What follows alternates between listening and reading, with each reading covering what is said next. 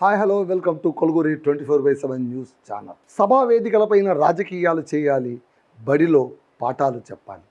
బడిలో రాజకీయాలు చేసినా ఆ తర్వాత రాజకీయాల్లోన స్కూల్ పిల్లలకు పాఠాలు చెప్పడానికి పోయినా కూడా సీన్ రివర్స్ అయిపోతుంది. సో ఇక్కడ మనకు తమిళనాడులోన ఒక విచిత్రమైన ఉదంతం మనకు కనిపించింది. నిన్నటికి తాజాగా ఒక 2 రోజుల క్రితం అనుకుంటాను, దళపతి సీఎం విజయ్ ఆయన కరూరుకు వెళ్ళారు. కరూరుకు ఎందుకు వెళ్ళారంటే ఆయన ఎన్నికల ముందు కరూరులోన ప్రచార సభ నిర్వహించినప్పుడు పెద్ద ఎత్తున అక్కడ ఒత్తిడి, తీవ్రమైన పబ్లిక్ ఒత్తిడి జరిగింది. ఆ ఒత్తిడిలోన తొక్కిసలాటలోన దాదాపు 41 మంది మరణించారు. 41 మెంబర్స్ డైడ్. ఎంతోమందికి గాయాలయ్యాయి. అదొక చాలా తీవ్రమైన విషాద ఘటనగా మిగిలిపోయింది. ఆ సమయంలోన విజయ్ పైన చాలా తీవ్రమైన ఒత్తిడి వచ్చింది. ఆయన పైన అపవాదులు వచ్చాయి. ఇలా చేస్తారా మీరు, ఏమాత్రం భద్రతలు పట్టించుకోకుండా ఎలా మీరు సభలకు వెళతారు అనేటువంటి ఒక అపవాదు కూడా ఆయన మోసుకోవాల్సి వచ్చింది. ఆ సందర్భంగానే ఎన్నికల ప్రచారం చేస్తూ పలు సమయాల్లో ఆయన చెప్పాడు, నేను ఒకవేళ ఎన్నికల్లోన గెలిస్తే ఖచ్చితంగా కరూరులోన నా సభ వలన బాధితులైన కుటుంబాలను ఆదుకుంటాను అనే మాట కూడా ఇచ్చారు. ఆ తర్వాత ఆయన ముఖ్యమంత్రి అయ్యారు. ముఖ్యమంత్రి అయిన తర్వాత ఆయన పలు సంస్కరణ పనులు చేపట్టారు. సరే, ఆయన ముఖ్యమంత్రి కావడానికి చాలా రాజకీయ డ్రామా నడిచింది. ఆయనకు 108 సీట్లే వచ్చాయి. 118 సీట్లు రావాలంటే 10 సీట్లు వెనుకబాటు అయిపోయింది. ఆ 10 సీట్లు కూడగట్టుకోవడానికి ఆయన దాదాపు 10 రోజుల పాటు పోరాడవలసి వచ్చింది. ఆ పొలిటికల్ డ్రామా అంతా ముగిసిపోయింది. ఇప్పుడు ఆయన చాలా సుస్థిర కక్షలోనే తిరుగుతున్నారు. ఎందుకంటే ఏఐడిఎంకే నుంచి చీలిపోయినటువంటి 20 మంది ఎమ్మెల్యేలు కూడా అతనికి మద్దతు పలకడం బేషరతుగా. సో దాంతో ఆయన కాస్త స్ట్రెంత్ పెరిగిపోయి ఇప్పుడు కాస్త ప్రశాంతంగా ఆయన పాలన కొనసాగిస్తున్నారు. తాను అనుకున్న సంస్కరణలన్నీ కూడా ముందుకు తీసుకెళ్తూ ఉన్నారు. అయితే కరూరులోన జరిగినటువంటి ఘటన మాత్రం ఆయన స్మృతిపథం నుంచి తొలగిపోలేదు. సాధారణంగా మీరు మన ఏపీలో కూడా చూడండి, మీరు పెద్ద పెద్ద సభలు పెట్టినప్పుడు 1-2 చనిపోతూ ఉంటారు. అంతెందుకు, చంద్రబాబు నాయుడు ముఖ్యమంత్రిగా ఉన్నప్పుడు 2003-04 అనుకుంటాను. సో ఆ సందర్భంలోన ఆయనకు పుష్కరాలు మొన్న రీసెంట్గా గోదావరి పుష్కరాలు జరిగినప్పుడు ఆయన మొట్టమొదటి రోజు అక్కడ గోదావరికి పూజ చేయడానికి వెళ్ళినప్పుడు అక్కడ మనకు మళ్ళీ సినిమా షూటింగ్ లాగా కెమెరాలు అన్నీ పెట్టి ఆయన షూటింగ్ చేసే సమయంలోనే ఆయన నీళ్లలో దిగే సమయంలోనే జనాలను వదలడం వల్ల, ఒక్కసారిగా జనాలను వదలడం వల్ల తొక్కిసలాటలో 20 మంది చనిపోతే ఆ సంఘటనకు సంబంధించి చంద్రబాబు నాయుడు గారు ఏం పెద్దగా పట్టించుకోలేదు. ఆయన ఏం మాట్లాడలేదు, సైలెంట్గా ఉండిపోయారంతే. సో సాధారణంగా రాజకీయ నాయకులు ఏంటంటే పెద్దగా వాటిని పట్టించుకోరు. ఆ సమయంలోన అయ్యోని సానుభూతి వ్యక్తం చేస్తారు, అక్కడికి ఊరికైపోతారు. కానీ ఇక్కడ విజయ్ అలా కాకుండా కాస్త డిఫరెంట్గా ఆలోచించారు. తాను ముఖ్యమంత్రి అయిపోయారు. కరూరు సభలోన జరిగిన సంఘటనకు సంబంధించి సిబిఐ ఎంక్వైరీ కూడా వేసేదంత దాకా వెళ్ళిపోయింది. అంతదాకా వెళ్ళిన ఆ ఇన్సిడెంట్ను చాలామంది అయితే కనుక ఈజీగా తీసేసుకుంటారు. గెలిచాం కదా, ఇంకేముంది, ఆ రోజు అది జరిగింది, మళ్ళీ జరిగి ఉండకుండా ఉండాల్సింది జరిగింది, మనం ఏం చేద్దాం అనేటువంటి ధోరణిలోనే ఉంటారు. కానీ విజయ్ మాత్రం అలా కాకుండా కాస్త డిఫరెంట్గా ఆలోచిస్తున్నాడు. ఆయనలో ఒక కళాకారుడు కూడా ఉండడం వల్ల ఫక్తు రాజకీయ నాయకుడిలా కాకుండా ఒక మానవతావాదిగా కూడా అతను ఆలోచించాడు. కాబట్టి నిన్న ఆయన కరూరుకు వెళ్ళారు. ఎక్కడైతే తన సభ తొక్కిసలాటలోన మృతి చెందడం వల్ల కుటుంబాలు మానసికంగా కావచ్చు, ఆర్థికంగా కావచ్చు దెబ్బతిన్నాయో ఆ కుటుంబాలను పరామర్శించడమే కాకుండా అర్హులైన వారికి దాదాపు 32-33 మందికి ప్రభుత్వ ఉద్యోగాలు ఇవ్వడానికి నియామక పత్రాలు కూడా అందజేశారు. వాళ్ళకి గవర్నమెంట్ జాబ్ ఇచ్చేశారు. చూడండి ఎంత అత్యద్భుతం. అయితే ఈ విషయంగా ఒక వ్యక్తి హైకోర్టులోనే పిల్లు వేశారు. ప్రజా ప్రయోజన వ్యాజ్యం కింద వేశారు. ఏంటి అంటే, మీరు ఎలా సర్కారు ఉద్యోగాలు వాళ్ళకి ఇచ్చేస్తారు?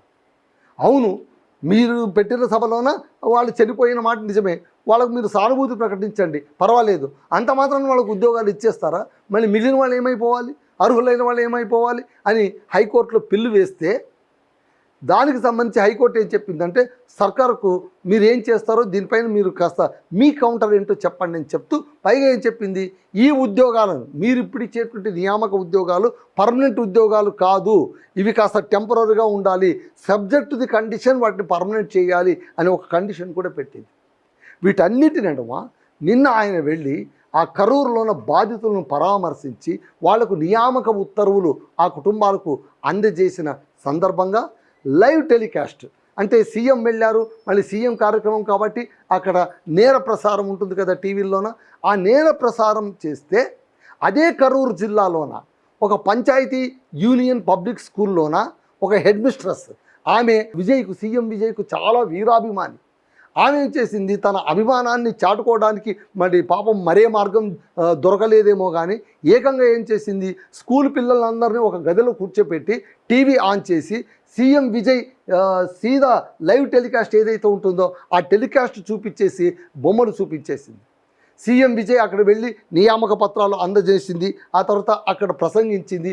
ఆ బాధిత కుటుంబాలను ఆయన ఎలా హక్కును చేర్చుకున్నారో వీటన్నిటిని కూడా ఆ టీవీలో వచ్చినటువంటి ఆ టెలికాస్ట్ మొత్తాన్ని కూడా, ఆ ఈవెంట్ మొత్తం కూడా పిల్లలకు బలవంతంగా చూపించింది. దీనిపైన అగ్గి మీద గుగ్గిలం అయిపోయారు ప్రతిపక్షాల వాళ్ళు. ఇదేంటిది, ఇలా చేస్తారు? సోషల్ మీడియాలోన ఆ మొత్తం అది వైరల్ అయిపోయింది. చూసారా, సీఎం విజయ్ కార్యక్రమాలు సర్కారు పాఠశాలలోన సిలబస్ కంటే చక్కగా హెడ్ మిస్టర్స్ ఎలా చూపించేస్తున్నారు మీరు చూడండి అనేది కాస్త వైరల్ అయిపోవడంతో విద్యాశాఖ మంత్రి రాజ్మోహన్ ఆయన ఏం చేశారు, వెంటనే ఎంక్వైరీకి వేశారు. ఏంటిది, ఏం జరుగుతుంది, వెంటనే చూడండి. మళ్ళీ విద్యాశాఖ మంత్రి నేరుగా ఎంక్వైరీకి వేసి ఉంటారంటే ఖచ్చితంగా లేదు, ముఖ్యమంత్రి చెప్పింటారు. అదే జరిగింది, కాస్త చూడవయ్యా, ఇప్పటికే మాకు అపవాదం చాలా వస్తుంది, మళ్ళీ ఇదొకటి ఏంటి, ఆమెకు అభిమానం ఉంటే కనుక నేరుగా కలవచ్చు, మాట్లాడవచ్చు, మరి ఇలా నేరుగా ప్రసారాలను పిల్లలకు చూపించడం ఏంటి అని మనకు అనిపించవచ్చు. ఏముంది, ఒక చిన్న లైవ్ టెలికాస్ట్, ఒక 20 minutes ప్రోగ్రామ్ చూపిస్తే తప్పేముంది, అది కూడా సీఎంఏ కదా, చూపిస్తే తప్పేముంది అంటే అలా కాదు. ఆల్రెడీ ఆయన ఒక అపవాదును ఎదుర్కొన్నాడు, దానికి సంబంధించిన కేసును కూడా ఆయన ఎదుర్కొంటున్నారు. ఏంటంటే మొన్నటికి మొన్న ఆయన పుట్టినరోజు జరిగింది, బర్త్డే జరిగింది. విజయ్ బర్త్డే రోజున, దళపతి బర్త్డే రోజున అత్యుత్సాహంతో కొంతమంది ఏం చేశారంటే సర్కారు పాఠశాలలన్నిటిలో కూడా పిల్లల్ని బలవంతంగా కూర్చోపెట్టి ఆయన బర్త్డే ఈవెంట్ను నిర్వహించారు, సీఎం బర్త్డే ఈవెంట్ను నిర్వహించారు. అది ప్రతిపక్షాలు కాస్త విమర్శలు చేయడంతో దానిపైన కూడా కేసు నడుస్తోంది. మీరు చూడండి, ఇప్పుడు తమిళనాడులో ఇంత కాన్షియస్ పాలిటిక్స్ నడుస్తున్నాయి, మళ్ళీ మన ఆంధ్రప్రదేశ్లో కావచ్చు, తెలంగాణలో కావచ్చు, ఇబ్బడి ముబ్బడిగా ఇలాంటి కార్యక్రమాలు జరుగుతుంటాయి. అంతెందుకు, మొన్నటికి మొన్న తెలంగాణ ముఖ్యమంత్రి రేవంత్ రెడ్డి గారు తనకు ఫుట్బాల్ చాలా ఇష్టమని గ్రౌండ్లో పోయి ఫుట్బాల్ చూస్తూ ఉంటే ఆయనతో పాటు పిల్లలు చూడాలని అర్ధరాత్రి పూట వాళ్ళకి నిద్ర వస్తున్నా కూడా వాళ్ళని బలవంతంగా కూర్చోబెడితే వాళ్ళు ఇట్లా సీట్లో నిద్రపోతున్నటువంటి దృశ్యాలు మనకు సోషల్ మీడియాలో కనిపిస్తున్నాయి. వాటిపైన ఏ ప్రతిస్పందన లేదు, సర్కార్ ఏం కిమ్ అనట్లేదు. అంతేందుకు, ఆంధ్రప్రదేశ్లోన ముఖ్యమంత్రులు కావచ్చు, మంత్రులు కావచ్చు, వాళ్ళు ముఖ్యమంత్రి సభ పెట్టారంటే లక్షలాది మంది ప్రజలు తీసుకెళ్తారు, తోరుకెళ్తారు, వాళ్ళని కిరాయి ఇచ్చి కొంతమంది అలా తోలుకెళ్తారు. ఎన్నికల ముందు అయితే వాళ్ళకు 500 రూపాయలు ఇవ్వడము, బిర్యానీ పొట్టం ఇవ్వడం, సారాయి ప్యాకెట్ ఇవ్వడం, మీరు మీటింగ్కి రండి అని చెప్పడం, అది వేరే మాట. గెలిచిన తర్వాత ఇప్పుడు ప్రజా ఆశీర్వాద సభకు, రైతు సభకు, రేపొద్దున కాంగ్రెస్ సర్కారు పెట్టేటటువంటి రైతు ఆశీర్వాద సభకు జనాలు రావాలి, రైతులు రావాలి, వాళ్ళని తరలిస్తారనమాట. సో ఇక్కడ కూడా ఆంధ్రప్రదేశ్లో కూడా ఏం చేసేవాళ్ళంటే ప్రజల్ని అట్లా తరలించేసేవారు.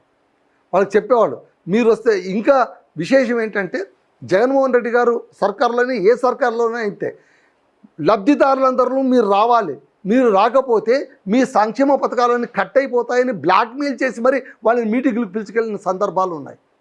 అలాంటివి చాలా సాధారణంగా నడుస్తున్నాయి. పైగా మీరు చూడండి, మనకేమైనా వింత అనిపిస్తుందా, ఇట్లా సభకు ప్రజల్ని తరలించారంటే వెంటనే మనం ఏమంటాం, అవును తరలించకపోతే ఎట్లొస్తారు, స్వచ్ఛందంగా ఎలా వస్తారు, ఏ పొలిటికల్ సభకు వస్తారు? ఆ రోజులు పోయాయి కదా. ఒక రాజకీయ నాయకుడు సభ పెట్టాడంటే అలో పొలోమని తరలి వచ్చేటువంటి జనాలు ఎక్కడైనా ఉంటారా? అవి ఉండరు. బెదిరించనే తీసుకురావాలి, బ్లాక్మెయిల్ చేసేనే తీసుకురావాలి, వాళ్ళకి ప్రలోభాలు పెట్టేనే తీసుకురావాలి. It's quite common. ఇందులో మనం ఆశ్చర్యపోవాల్సిన అవసరం ఏముందని మనం అనుకుంటుంటాం.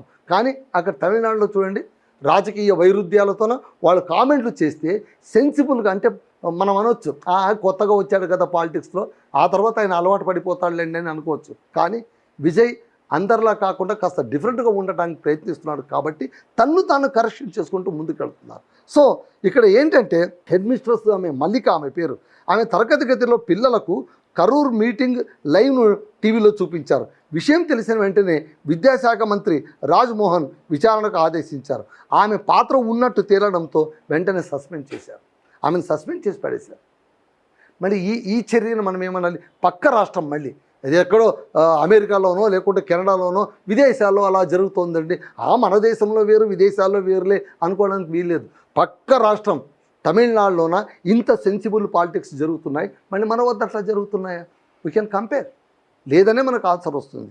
సో ఇక్కడ మనకు 2025 సెప్టెంబర్ 22 అసలు కరూరుకు ఎందుకు వెళ్ళాడు అనడానికి మనం చెప్పాలంటే టీవీకే పార్టీ ఎన్నికల ప్రచారంలోన భారీ తొక్కిసలాట చోటు చేసుకుంది. 41 మంది చనిపోతే 100 మంది గాయపడ్డారు. విజయ్ ఈ ఘటనను సాధారణ ప్రమాదంగా కాకుండా రాజకీయ కుట్రగా అప్పుడు చెప్పారు. అప్పట్లో డిఎంకే అధికారంలో ఉండేది, వీళ్ళు కావాల్సిగా కుట్ర చేశారు, నన్ను బద్నాం చేయాలనే ఈ ఒత్తిడి క్రియేట్ చేశారని కూడా అప్పట్లో చెప్పాడు ఆయన. కానీ సీఎం అయిన తర్వాత కరూరును సందర్శించిన విజయ్ బాధిత కుటుంబాలతో భేటీ అయ్యారు. అర్హులైన కుటుంబ సభ్యులకు ప్రభుత్వ ఉద్యోగ నియామక పత్రాలు అందజేసి రాష్ట్ర ప్రభుత్వం తరఫున వారికి పునరావాసానికి కట్టుబడి ఉన్నాను, వాళ్ళకి రీహాబిలిటేషన్కు కూడా నేను కట్టుబడి ఉంటానని మాట ఇచ్చారు. అలాగే కరూరు సంఘటన మరవకుండా ఉండేందుకు అక్కడ ఒక స్మారక స్తూపం కట్టించడానికి కూడా సిద్ధమయ్యారట. చూసారా ఇది? మళ్ళీ మన గోదావరి పుష్కరాల్లోన 23 మంది చనిపోతే వాళ్ళకి ఏమైనా పుష్కరాలకు స్మారకాలకు ఏమైనా కట్టించాడంటే చంద్రబాబు నాయుడు? అబ్బే లేదు. ఆ తర్వాత ప్రతిపక్షంలో వచ్చాడు, మళ్ళీ ఇప్పుడు అధికార పక్షంలో కూడా వచ్చేసారు. అసలు ఆయన గుర్తుండదు ఇది. మీరు వెళ్ళి అడగండి, సార్ మీ హయాంలోన అప్పుడు మీరు పుష్కరాలకు వెళ్ళారు కదండి, మీరు పూజకు వెళ్ళారు, అక్కడ మళ్ళీ అంతమంది ఆయన చనిపోయారు కదా అంటే అప్పట్లో బోయపాటి దర్శకుడు బోయపాటి అక్కడ డైరెక్షన్, ఆయన యాక్షన్ అనగానే జనాలంతా వదిలేశారు. వదిలేయగానే వాళ్ళు తొక్కిసలాట్లను చచ్చిపోయారు, అన్ఎక్స్పెక్టెడ్గా చచ్చిపోయారు. పుష్కరాల మొదటి రోజునే చనిపోయారు. అంత ఘోరమైన ఘటనకు ఏమీ లేదు. రాజకీయ ప్రయోజనాలకు అప్పుడప్పుడు డైలాగులు ఇప్పుడు వైఎస్ఆర్సీపీ నాయకులు అప్పుడప్పుడు అంటుంటారు, చంద్రబాబు నాయుడు హయాంలోనో పుష్కరాల్లోనో ఇంతమంది చచ్చారు అంతమంది చచ్చారని చెప్పడంతో పరిమితం. కానీ అక్కడ వాళ్ళని కన్సోల్ చేయడం కానీ, వాళ్ళకు పరిహారం అందియడం కానీ, వాళ్ళ గుర్తుగా ఇలాంటి ఘటనలు జరగకూడదని అక్కడ ఒక స్మారకం ఏర్పాటు చేయడం అస్సలు మన ఆలోచన పరిధిలో కూడా రానటువంటి అంశాలని మనం భావించాల్సి వస్తుంది. ఇక్కడ మాత్రం కరూర్ ఘటనకు గుర్తుగా ఒక స్మారకాన్ని కూడా ఏర్పాటు చేయాలని విజయ్ అనుకుంటూ ఉన్నారట. సో ఇక్కడ తాత్కాలిక నియామకాలపైన న్యాయపరమైన ప్రక్రియ కూడా ఇప్పుడు కొనసాగుతోంది. అధికారంలో వచ్చిన తర్వాత విజయ్ సర్కారు ప్రభుత్వ పరంగా టెండర్ల కొనుగోలులో పారదర్శకత పెంచడం, ఈ గవర్నెన్స్ విస్తరణ, ఫైళ్ల ఆన్లైన్ ట్రాకింగ్ వంటి చర్యలను చేపట్టింది. అలాగే నైపుణ్యాభివృద్ధి, స్టార్టప్ల ప్రోత్సాహం ప్రభుత్వ నియామకాలను వేగవంతం చేస్తోంది. సో ఈ విధంగా కరూర్ విషాదం విజయ్ రాజకీయ జీవితంలోనే కాదు, ఆయన ముఖ్యమంత్రి పదవిలోనూ కూడా ఇది కీలకంగా మారింది. ఆయన ఎన్నో సంస్కరణలు చేశారు. స్కూళ్ళు, ఆలయాల పక్కన ఉన్నటువంటి వైన్ షాప్స్ అన్నింటినీ కూడా దాదాపు 70 వైన్ షాపులను లేపి పడేశాడు వచ్చిన రోజుల్ని. ఆ తర్వాత రైతులకు రుణాలు మంజూరు చేసేసారు. ఇలా అన్నీ చేసుకుంటూ ముందుకెళ్ళిపోతున్నారు. మరి ఇదే స్పీడ్ తర్వాత కూడా కొనసాగిస్తారా లేదా అంటే కనుక క్వశ్చన్ మార్క్. కానీ ఇప్పుడైతే ఆయన బాగానే చేస్తున్నాడు. సో ఇదండి ఒక అభిమాని చేసిన పనికి. ఆయన మన అభిమాని కదా అని కడుపులో దాచుకోకుండా, ఆమె మల్లిక హెడ్ మిస్ట్రెస్, ఈయన వీరాభిమాని, ఆమె ఏదో టెలికాస్ట్ చూపించింది అంటే ఆమెను సస్పెండ్ చేసి పడేశారు. ఇలా ఉండాలి. కాబట్టి అభిమానే ఏమైనా అటు ఇటుగా వ్యవహరిస్తే వాళ్ళను కట్ ఇంటూ సైజ్ అని చేసేటువంటి ప్రక్రియ నాయకులు ఎప్పుడు చేస్తుంటే అభిమానులు కూడా హద్దు మీరరు అని మనం గమనించాలి. సో అదండి విషయం. That's all.